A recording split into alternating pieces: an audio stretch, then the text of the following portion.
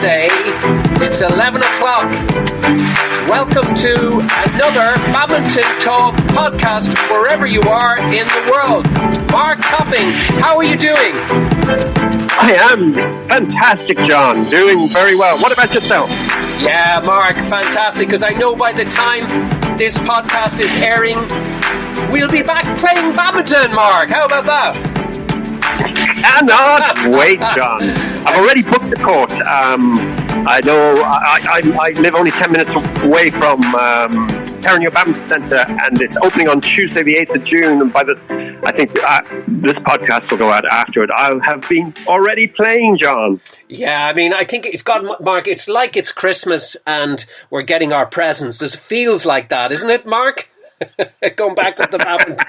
Absolutely. I can't wait. Yeah, no. That's a good analogy, John. Well, yeah, love it. Absolutely. Oh my God, Mark, we have, well, I know you're going to do the official introduction of our guest on the Badminton Talk podcast, sponsored by the Q Shuttle. Of course, Mark, I will tease the music for this one. You'll be very curious to know what selection it will be this time. But the clue, obviously, starting off, is sponsorship. Mark, do you think that's a good clue? Yeah? Sponsorship? Sponsorship, yes, absolutely.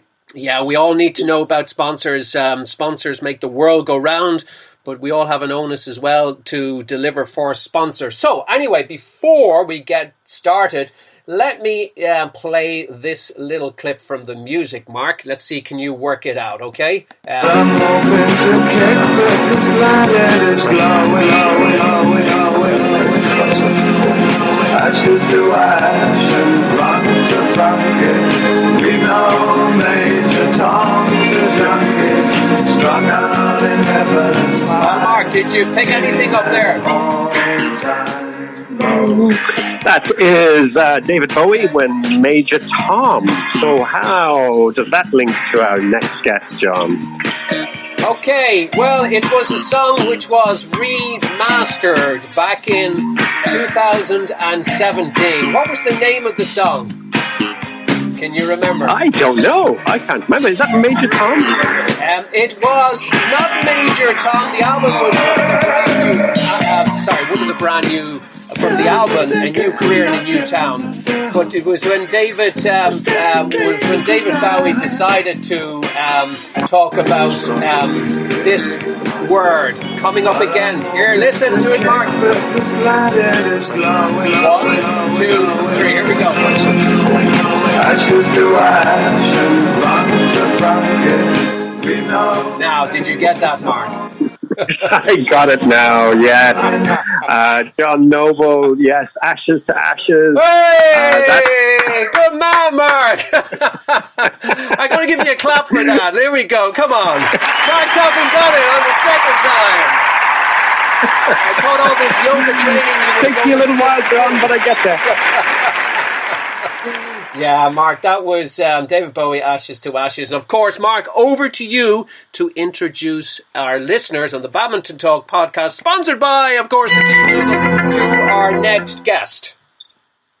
Yes, this gentleman, as I've known him for years, because he has been, while I was playing badminton at the highest level, at my prime time in badminton, if you like, he was sponsoring me and has sponsored me as a badminton player for years and years, probably getting close to 20 years. It's wow. Nick Goode, and his company is Ashaway, so that's where your Ashes to Ashes comes in, John. It took me a while to get that, but I got there in the end. Yeah. What a gentleman, Nick Goode from Ashaway. He has been building this Ashaway badminton brand. He has a number of other brands in squash and tennis. I think he's got vocal tennis balls and Black Knight squash rackets. And he just builds brands through. I like his style because he builds brands through personal relationships and dealing very honestly and fairly with his players and sponsoring consistently. As I say, he sponsored me for 20 years. So absolutely delighted to have Nick Goode on the Badminton Talk podcast. Yes, absolutely, Mark. No, absolutely. And you and me know from, my mobile badminton shop, where we sell some of Nick's rackets and obviously his Ashaway shuttles as well, that, it's a challenge out there. It's like if this is your full-time, job and you've got to pay salaries, it's a hard grind, Mark, isn't it? Running a company where you need to be delivering, and then you get COVID for a year, and what happens, Mark? Yeah, John, it's particularly at this time is not easy for sports companies, badminton companies, squash companies. People are just not playing, so they don't need the equipment. And yeah, it must be tough. And I'm sure the companies like Ashaway, and there's literally hundreds of companies, people and brands that people can buy in the badminton world. They must be all longing for the sport to get back to normal. Yeah, no, absolutely, Mark, absolutely. And, for all those brands that are out there, we do wish you a really good 12 months, and fingers crossed we'll really get back into the swing of things come September and get into competitions and leagues and do what we do best. I think it's important, Mark, that we just explain to the listeners that Nick Goode was probably one of our very first interviewees, I should say, for the podcast. Do you remember? This goes way back to almost in January time, when we were talking about money with Sam McGee, and we interviewed Nick Goode. Do you remember that? Yes, absolutely. We started off the Badminton Talk podcast with, I think it was 4 episodes on the subject of badminton and money. How could you make money? And we were ringing around talking to people, and Nick Goode very kindly offered to give some insight into sponsorship, because he sponsors an awful lot of people. So, it seemed to fit very well with David McHugh. David McHugh was in the last podcast talking about sponsorship. So it's great to follow up and get the perspective. What does a company look for when they're looking to sponsor a player? So I think we're going to find out quite a lot on this interview, John. Yeah, I've just put up web.whatsapp.com, where you can look at, obviously, of course, your WhatsApp on your desktop. For anybody who doesn't know what to do, that's very easy to do. Just Google it on YouTube and you'll find that out. So I'm looking here, and it was on the 28th of January. Mark, you were spot on the money when we did this interview over the internet. Of course, we had to do it because of the COVID guidelines. And so the way this will work is we've got 4 different clips from Nick, and we might, we'll start, Mark, I think the format will be, let's play each of the clips, let's talk about them, and hopefully this will give a lot of good insight to our listeners. Are you ready, Mark? Shall we begin? Let's do it, John. Okay, so let's let Nick Goode to introduce himself. Here we go. Hopefully you can hear him. Good morning, John. Thank you very much for inviting me to contribute to your podcast. What a marvellous idea that is. I'm Nick Goode. I am the Managing Director of Goode Sport, and we are the distributors of Ashaway products for tennis, squash and badminton for the majority of Europe. You asked me, what is Ashaway? Well, Ashaway is an American company. It's based in Rhode Island. That's just north of New York, and it's on the same site as when it was founded, and that's been there for over 150 years. And they manufacture racket strings, of course, the world famous racket string, but they also make sutures, and originally they made fishing lines. They make some very specialist fishing lines. So it's all that sort of braiding technology is what they bring to make the strings that have become one of the world's biggest badminton strings. So that's what Ashaway stands for. Our key products for Goode Sport are, of course, the strings and the rackets. So those will be the key areas for us, rackets and shuttles. So shuttles, rackets and strings. So I think, Mark, there we have it. His acronym there is SRS, Shuttle, Rackets and Strings. And I have to say, because I know Sophia is also, my daughter is sponsored by Ashaway, and Nick Goode and the team have been very good to Sophia over the last number of years. And we're using the Zymax string. That's a great string, Mark, isn't it? Yes, I use it myself, John. Very resilient, nice feel, nice touch off it. Ashaway strings have always been one of the best strings, in my opinion. And it's reflected that I'm sure they've got a fairly good market share of racketry strings throughout Europe. Fabulous product. Nice little history there, really coming from a fishing company and braiding twine. So it shows how adaptable companies have to be. And probably when they were set up as a fishing company, they didn't expect to go into become one of the leading racket string suppliers in the world.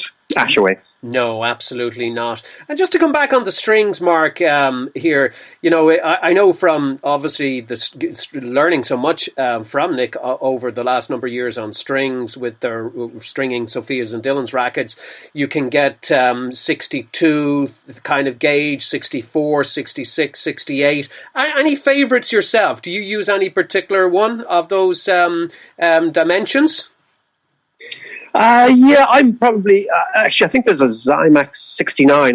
That's 69, the one that yes. seems to work for me. But it's all very personal, and it's all yes. What you. I personally, I would encourage people to experiment, try out different string gauges, see what works for you. For me, the 62, maybe I'm going to, maybe because I hit it so hard, John, the 62s are very small and I tend to break them a lot and I don't like breaking strings too much. So the 69s maybe suit me better. But yeah, no, everybody should experiment and try and see what works. What works for you, John? Well, actually, I have to say, and I'm going to give a lot of, I give credit fully to Nick on a beautiful string, but also to Martin Evans on good guidance on stringing. He did say, think about your cross strings as well as your kind of lateral strings. So really, like a 68 on the high string and a 66 on the cross string. So it gives you a little bit more good touch. Now, it would sound like I'm, Lee Chong Wei here, but, to be quite honest, I'm giving more guidance with Sophia and Dylan, and they find that really, really good. Whereas if you come down and use maybe a 64, and I know Sam McGee uses 62, the strings can pop very quickly, and it can be a really expensive, unless you have obviously a sponsor who's also going to restring your rackets as well. But you need to be delivering significant results in that case, because those strings are expensive. So you're right. You've got to experiment it out. I would say somewhere between 66 and 68 for competition. 66 for practice. 68/66. Does that give you a good answer, Mark? Yeah, that is a very thorough answer. That's excellent. It's that you've just made a fantastic point. Talk to your stringer. Yeah. Ask them for advice. Whoever your stringer is, just listen to them and see what they think, and maybe try out a few of their suggestions and see if it works for you. Yeah, I think you're back to that band stuff we talked about last week. We need a stringer and a drummer. What do you think, Mark? Are we kind of getting carried away with this stringing stuff? Yeah, I've still got this vision of me being the lead vocal singer and Seamus Halpin being the drummer. Yeah, it was only when you moved Greg Farrell in I got really worried. I thought, well, now we're in for a really good time. But we need to have a female in the band as well now. Let's balance things up. It's we need to think about a female, and we might bring Georgina in. What do you think about that as backing vocals, Mark? Well, what about lead singer? I don't know what Georgina's voice sounds like. Georgina Ward. Well, let's do some testing. Well, Mark, our listeners on the Badminton Talk podcast, sponsored by the Q Channel, are in for a treat because Georgina Ward is coming down the tracks over the summer months. So listeners, watch out for that. But we as you say, try these things out. Okay, let's continue on with our interview with Nick Goode from Ashaway, and let's hear what he's got to say in the next clip. Here we go. So you asked me about sponsorship. Well, as an ex-player myself, I look back now on the times when I used to apply for sponsorship, and I'm thinking, oh my goodness, if only I'd have known then what I know now. One of the key things and the key errors that people make when they're applying for sponsorship is they tell us everything about what they've won and everything that they would like from us, but they forget to ask us what we need from them. So if somebody wants to present themselves to us and say, well, this is what I can do for you, rather than looking at what we can do for them. Of course, it's a joint arrangement, but initially, if somebody comes to us and says, this is what I can do for you, that's a good starting point. So in today's market, social media, the players that present themselves well on court, fantastic, and then they do interesting posts, things that are that people want to read about. And if it's well presented, it's frequent, then that's a good place to start when you're looking for companies to consider sponsorship. Mark, isn't that so true? Don't players always kind of say, what's in it for me, and they forget to tell, and that's natural. I'd be the same. I'm not giving out about that, but it's what can you do for the brand? And David McHugh talked about that, the right player for, to have the right fit, also the sport. What's your take on that, Mark Topping, as one of the great brand ambassadors for Ashaway for decades? Yeah, John, just like everything, there's always two sides to every coin, isn't there? So, yes, you've got to think of yourself. Hold on a sec, Mark. Hold on, just hold your thought. Not according to Peter Ferguson when you're tossing a coin. It's the same side twice. That's true. Yeah, sometimes the coins are rigged. Yeah, I just had to say that for anyone who missed that on the Peter Ferguson podcast. Check us out on our speakera.com or look at us through the My Mobile Badminton shop and you can link into the podcast. Sorry, Mark, I cut across you there. Back to you again. Yeah, no worries, John. No, obviously, it's two-way communication. There's two sides to every story. So if you have that ability to put yourself in the other person's shoes to see what they might want out of, say, any business relationship,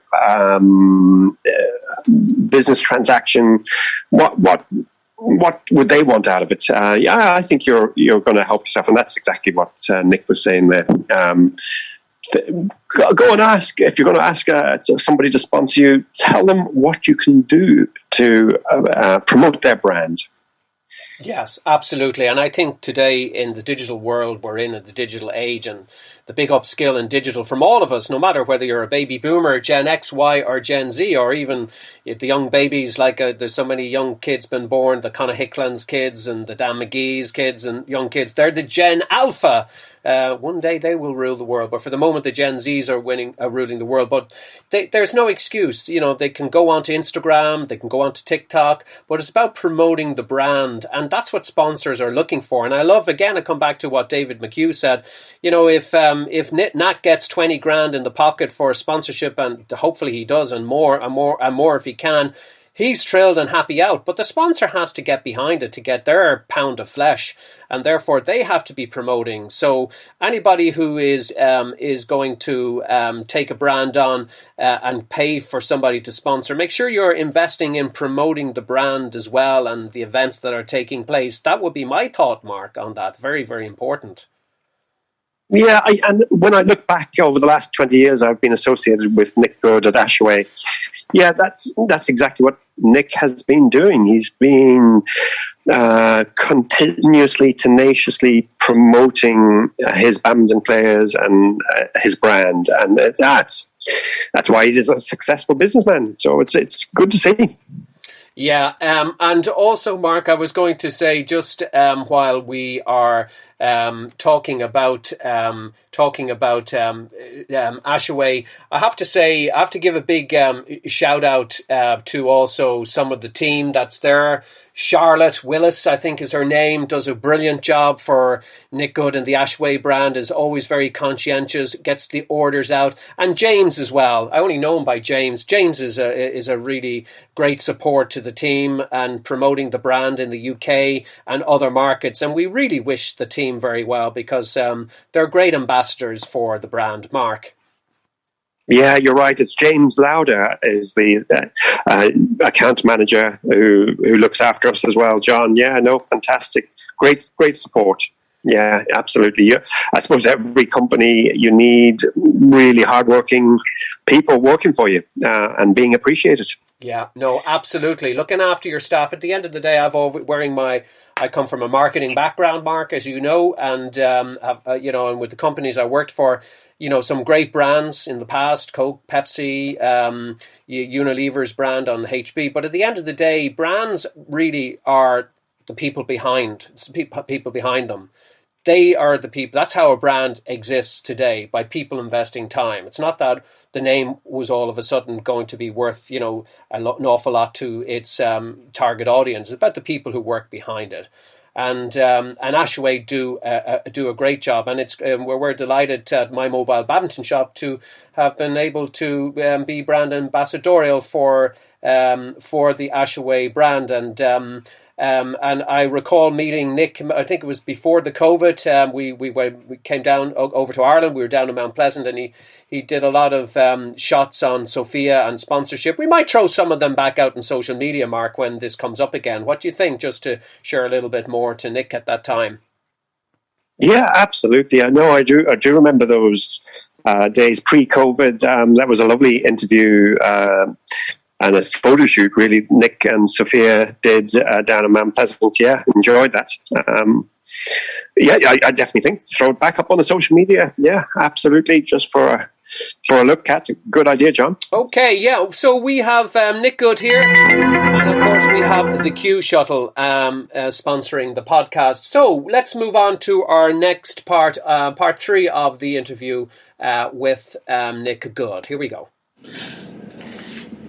Good morning, John. I'm Nick Goode from Good Sport. You asked me about the distribution of Ashaway, who we supply. Well, we choose our outlets carefully. What we really want is for our customers to give very sound advice to players. If somebody wants to restring, they will explain what's the best tension for the Ashaway Zymax string, what's the best gauge, is it better to have it on a rough surface, how often they should be seeing them. Those are the key things for us. We work at the top end of people that want the best from their rackets, and we need people to be able to get that story across to the players.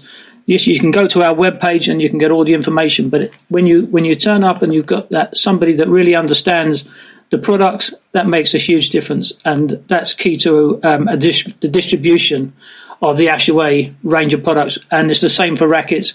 We do a range of very light rackets. Not all companies do that. Is that suitable for every player? Probably not, but they will explain and have a discussion with the players. They may also be able to give samples, and people can test the samples, and that's the distribution of our brand, where we want people to have the right product for them. Mark, I have to say, I love one of the things that reminds me of, why I really like what Ashaway do is they have great knowledge. They have great knowledge of their products, and I know if anybody is looking for a cracking racket, Ashaway racket, you can go on to mymobilebadmintonshop.ie and buy the Phantom X Shadow. It's an absolutely terrific racket. It's a racket that Sophia's played with, and she had great success out in the Europeans, of course, with that racket, Mark. And it's a racket you have to, respect. It does exactly what it says in the tin. It controls its power. It really is a super racket, but it's the knowledge that Nick puts into their equipment. They're known for producing very lightweight rackets, as you know, Mark, which is fantastic. Maybe some players that are younger, developing, they can really use their lighter weight rackets, particularly, as you're building your strength in your backhand. So that is, and they give great advice. And I noticed from time to time on YouTube, they pop out some great videos on their rackets, Mark. What's your thought on that? Yeah, absolutely, John. They just, I suppose they come steeped from a badminton family. Nick's brother was Andy Goode, who played international badminton for England and I think it was the early 80s, 1980 to 1984, I think was his best time. Absolutely super men's doubles player, but also an incredible mixed doubles player. So they can I be rude, Mark? very interested in badminton, and they obviously come from at a very top level. And I would say the discussions around the family dinner table about what was the best string, they invested time learning this badminton game, and particularly stringing is what Ashway is really known for. And and then 20, 30 years later, still to be working at it, building that brand, absolutely fabulous to see. Love to see success.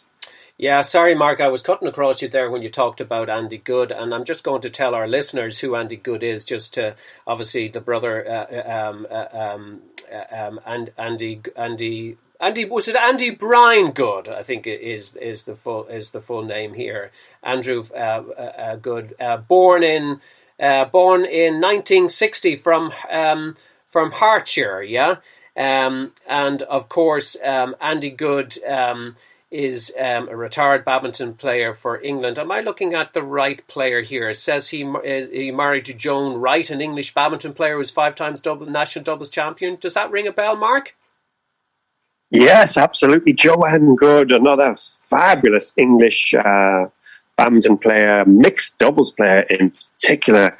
I think I cannot quite remember, but I think Simon Archer and Joanne Goode won a medal, possibly a bronze medal, at the Olympics in 2000, maybe Sydney. I'd need to go back and check, actually. That's actually was something to go and do a bit of research on. Yeah, but Joanne Goode, who was Joanne Wright, was a fabulous player.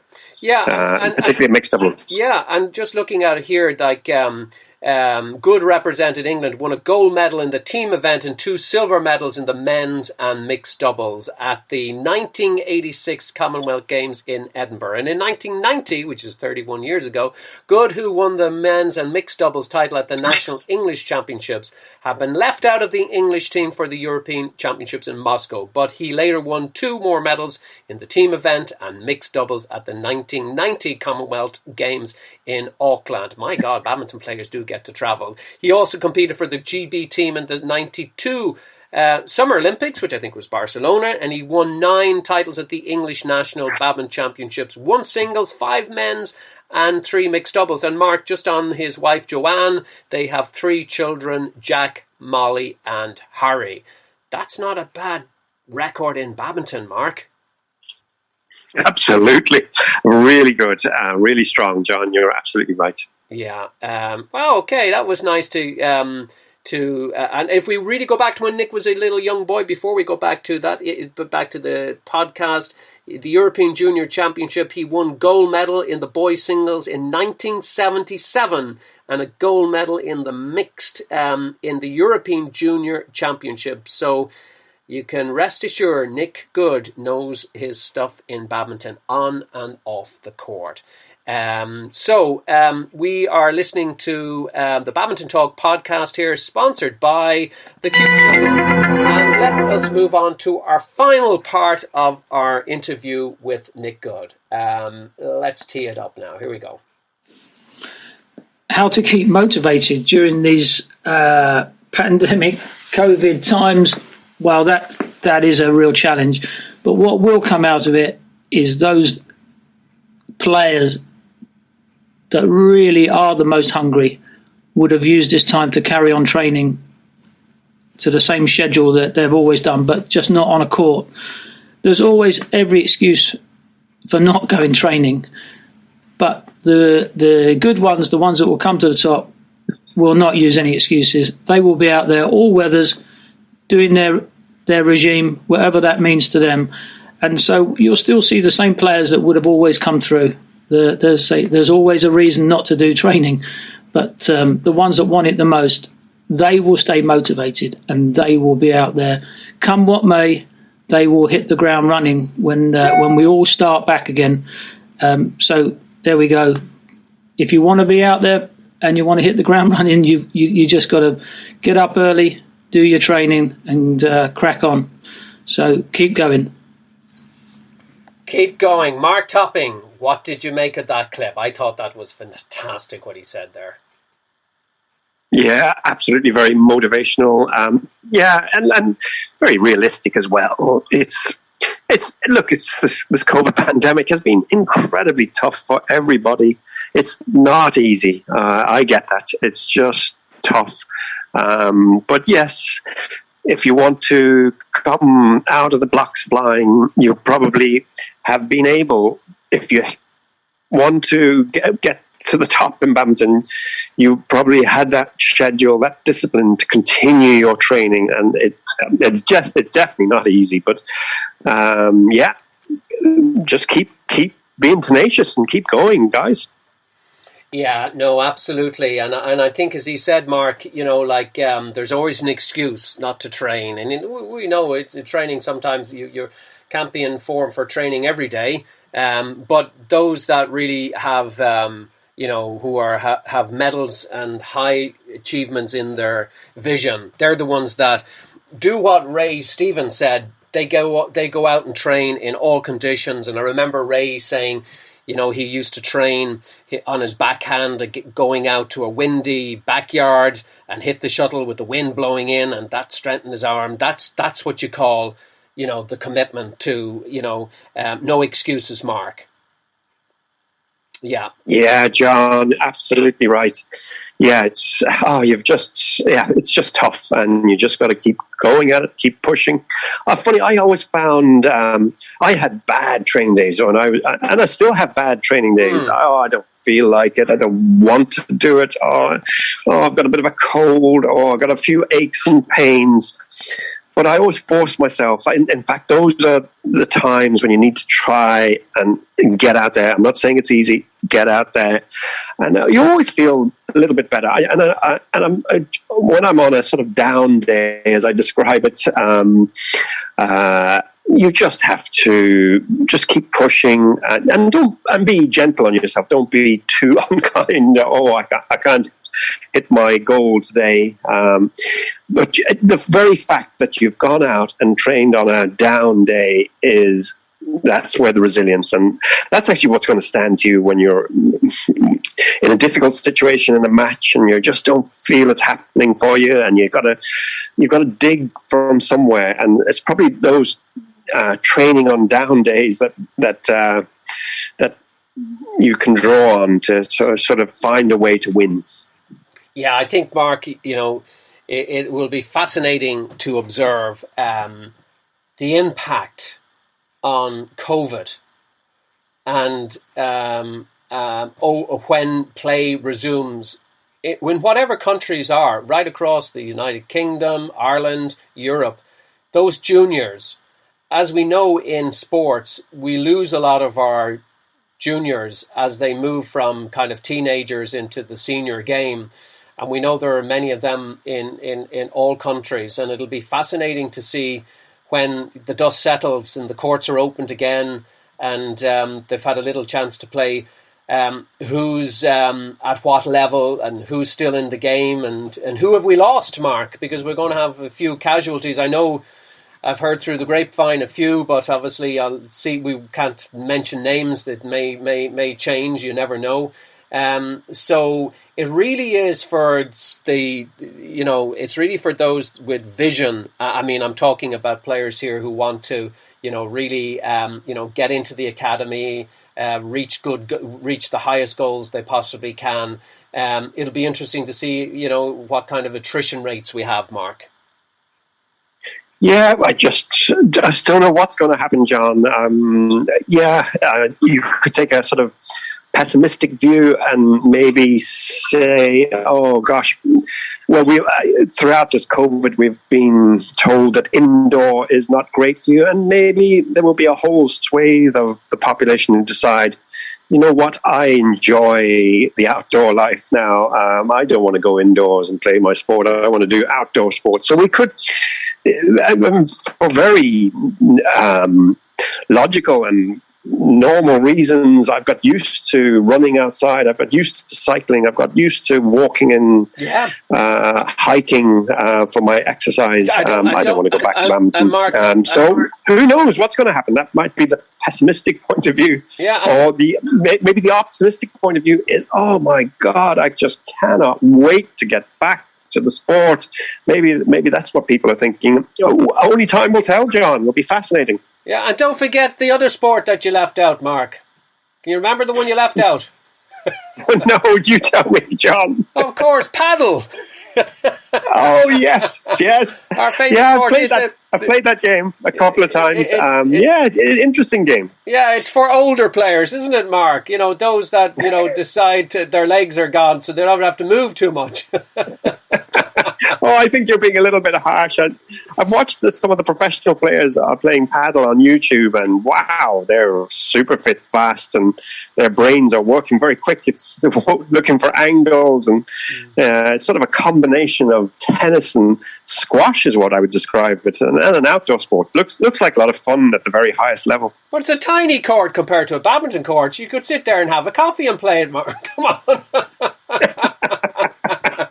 We need to have an animal out. We're used like this brutal sport, particularly singles and badminton. It's brutal, and then you can go on to this court that's only half the size. My goodness, tonight you could. I think you could play with your left hand if you're normally right-handed. What do you think, Mark? I'm not going to make any comment on that, John. I think you're being, what's the word? Humorous. I've been humorous. Okay. Well, we shall. I think Mark mentioned mountain biking. That's for sure. I've heard of a few people buying bikes and going mountain biking. So you're right. I think when the dust does settle, I think some people will have got used to their comfort zone of doing the outdoor. I think it's really important that badminton promotes the sport very heavily once it's back, Mark. That's my take on it. And there's a lot of creative events, to get players back. And I know you're talking about maybe something going on singles. I'm very excited with what you were saying, but obviously maybe you'll share that more during the summer months, yeah? Yeah. Look, you're absolutely right, John. We've got to the badminton lovers. I've got to try and reach out and encourage everybody to take up the wonderful sport of badminton. It's just fabulous. I've bought one of these watches which measures your calories, John. And I've discovered that for burning calories anyway, an hour of badminton singles is 10 to 20% better than just running 5 kilometers. It's just a fabulous sport for keeping fit and active. So yeah, look, there's so many benefits, and that lifelong aspect of badminton is something I love. You can start at 6 years old and still be playing at 80, and I hope to still be playing at 80, 90 years old, as long as I keep living, John. Yeah, I can see you winning the gold medal then, Mark, for sure, in that age category. Let's hope so, John. Let's hope I'm around to see it. That's my theory. If I stay long enough, I could be the last person standing, and I'll have the bragging rights, Yeah, that's that. It's a good theory to work off, John. Keep practicing, keep exercising, keep yourself strong. What is that famous saying? Your health is your wealth, John. Your health is your wealth. Yeah, absolutely, Mark. Actually, Mark, just a quick one on your watch there, just to pick you up on that. How many calories would you burn on average in an hour if you're running around at an average pace? I'm kind of average. What would the clock tell you there? Let's see. I have tested out. I've done sort of 20-minute runs, and now I'm quite slow. And I would maybe get close to 3.5, 4 kilometers done in 22 minutes. And yes, I burn around. Now, I think all these systems are different as long as you're consistent. My particular brand says that I burn around about 360 to 400 calories in that 20 minutes. Wow. But I've noticed that badminton, wow, the calorie counter really zooms around when I'm playing tough singles. Well, I tell you this, I gotta give a big. I've got to send an email to Greg Farrell now, Mark. Why is that, John? Well, because if Greg was to run for an hour at an average pace, and he'd be able to do that, he'd probably burn about 1,000 calories, and that would give him 5 free pints of beer. That wouldn't be bad without feeling guilty.